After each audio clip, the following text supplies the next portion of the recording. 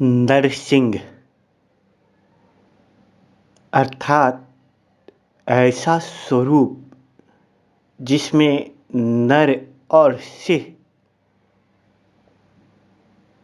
का अद्भुत मेल हो।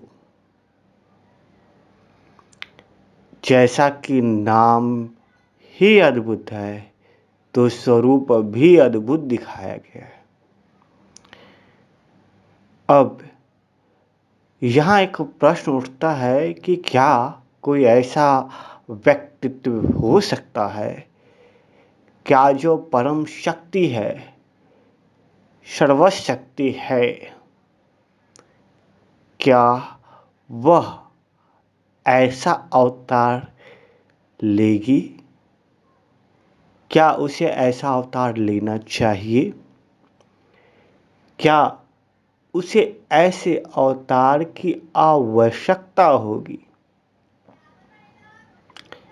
बहुत सारे प्रश्न हैं जो हमारे जीवन में हमारे समस्याओं से मुक्त करने में इस अवतार के बारे में जो कहानियाँ हैं वह कई समस्याओं का समाधान करने में बहुत ही सुलभ और सहज है।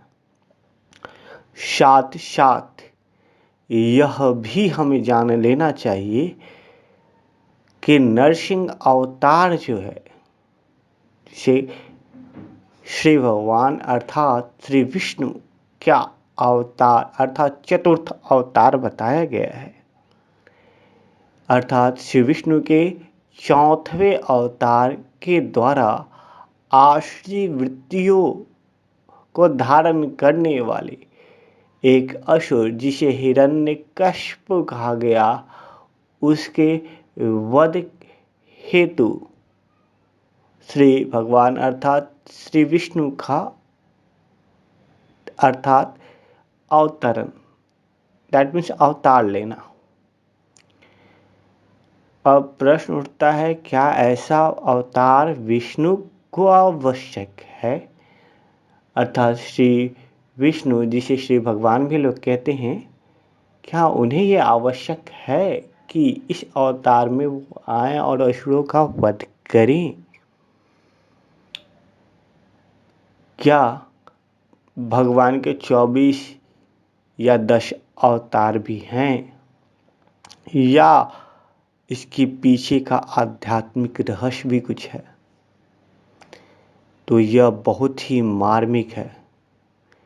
कई लोग यह कहते हैं कि भगवान के हाथ अगर कोई मरता है, अर्थात विष्णु जी के हाथ से जो भी मरा किसी भी अवतार में, उसे मुक्ति का पद प्राप्त हुआ। लेकिन यह शास्त्रों के अनुसार ही वर्णित है कि जय और विजय नामक 2 द्वारपाल को जब सनक सनंदन ऋषियों के द्वारा श्राप मिला है तो उसी का जन्म रावण, उसी का जन्म हिरण्यकशिपु और उसी का जन्म कंस के रूप में हुआ।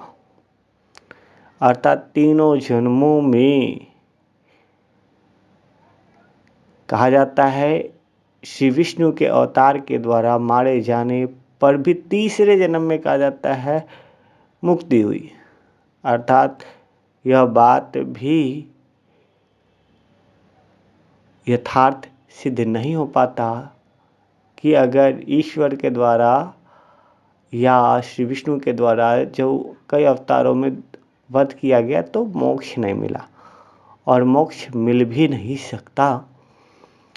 तो इससे स्पष्ट रूप में हम सुनेंगे और समझेंगे। जैसा कि हम लोगों ने पहले बात किया, नरसिंह अर्थात नर रूप में सिंह वाली स्थिति होगी।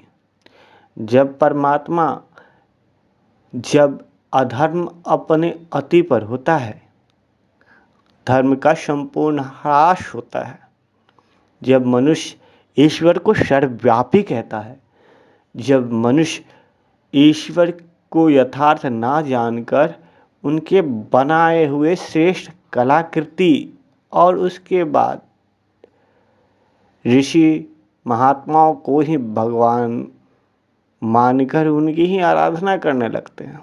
तब स्वयं निराकार परमपिता परमात्मा सदाशिव श्री कृष्ण सो श्री नारायण सो श्री विष्णु के 84वें तन का आधार लेते हैं और उनके तन का आधार ले पुनः आश्री वृत्तियों पर लगाम लगाते हैं, अर्थात आश्री वृत्तियों पर जो संपूर्ण रूप से शासन करे, अर्थात नर तन में आए हुए परमपिता परमात्मा शिव इस पूरे जंगल अर्थात आश्री विकारों युक्त जंगल में पवित्र धर्म की स्थापना करने जो परमात्मा पिता का आगमन होता है, यह स्थिति ही नरसिंह वाली स्थिति है कि समस्त मनुष्य आत्माओं में जो विकार युक्त जीवन जीने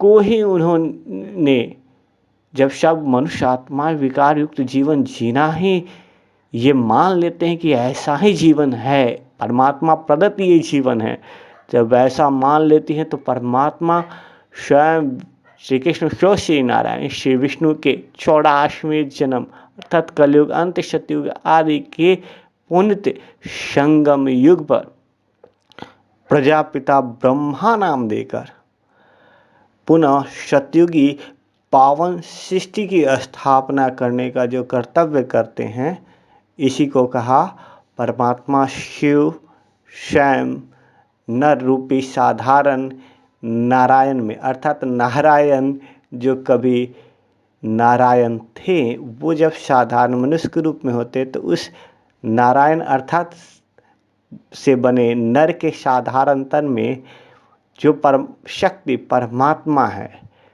वो बैठकर संपूर्ण आश्री युक्त जंगल में पवित्र धर्म, पवित्र वृत्ति और पवित्र स्मृति को स्थापित करने का सिहनाद करते हैं, अर्थात आदेश देते हैं, श्रीमत देते हैं। और ये शक्ति घर गृहस्थ में रहते हुए पवित्र और योगी बनने का आदेश एक परम पिता परमात्मा शिव अर्थात सर्वसमर्थ सत्ता ही दे सकती है। इसी को नरसिंह स्थिति के रूप में भक्तों ने दिखाया गया है कि पर नरसिंह ने खम्भ से प्रकट होना अर्थात खंभा जो है वह मिट्टी का प्रतीक है और परमात्मा शिव जो है जब जिस तन का आधार लेते हैं तो वो तन भी अर्थात नारायण का 84वां तन भी देह अभिमान से ग्रसित होता है, अर्थात अपने आप को मट्टी मानकर ही जीता है, अर्थात अपने आप को देह समझकर ही जीवन जीते हैं। तो उसके देह के भान को तोड़ने का प्रतीकात्मक रूप रहा कि परमात्मा के लिए दिखाया गया, श्री विष्णु जी के लिए दिखाया गया कि वो उन्होंने खम्भ तोड़कर प्रकट हुआ। दैट मीन्स देह का भान तोड़कर परमात्मा ब्रह्मा तन में प्रकट होते हैं, अर्थात ब्रह्मा के तन का भान तोड़कर परमात्मा ब्रह्मा की को कहते हैं कि अपने आप को आत्मा समझ मुझे निराकार परम सत्ता को याद करो। कहा जाता है कि हिरण्यकशिपु का वध करते समय हिरण्यकशिपु को वरदान था कि वो न घर से बाहर न घर के अंदर, न ऊपर न नीचे। ये सारा जो वरदान है जो ब्रह्मा द्वारा ही प्रदत्त कहा गया है, तो इसका भी आध्यात्मिक अर्थ यह हो जाता है कि जब स्वयं परमात्मा ब्रह्मा के तन में अवतरित हो जाते हैं और से समान स्थिति अर्थात पवित्रता का सिहनाद करते हैं, पवित्रता धारण करने के आदेश देते, तो कई बुरी आत्माएं जो होती हैं, जो पतित आत्माएं परमात्मा को यथार्थ ना जानने के कारण परमात्मा की आज्ञा की अवज्ञा करती हैं, और उन्हीं से विरोधाभास रखती हैं। तो कहा गया है कि यहाँ दिखाया कि श्री विष्णु ने नरसिंह अवतार में पेड़ का वृद्धन किया, तो परमात्मा ने क्या किया, परमात्मा के लिए कहा गया कि वो बुद्धिवानों का बुद्धि है। तो वहाँ दिखाया गया पेड़ की तुलना बुद्धि से की गई, इसी कारण पेड़ का वृद्धन करते हुए दिखाया।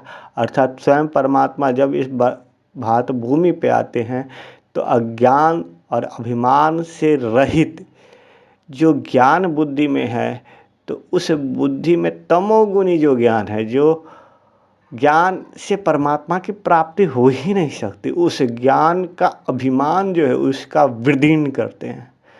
और कब करते हैं?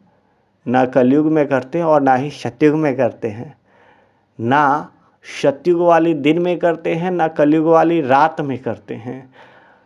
अर्थात दोनों के बीच का समय, दूसरे समय में अमृत वेले का समय कह दें या संध्या काल का समय कहें।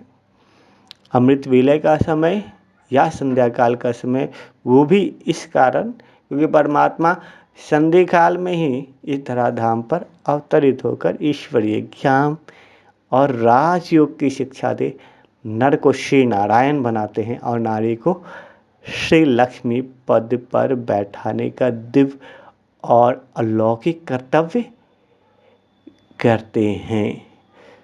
तो ये रहा श्री नरसिंह के अवतार का आध्यात्मिक रहस्य।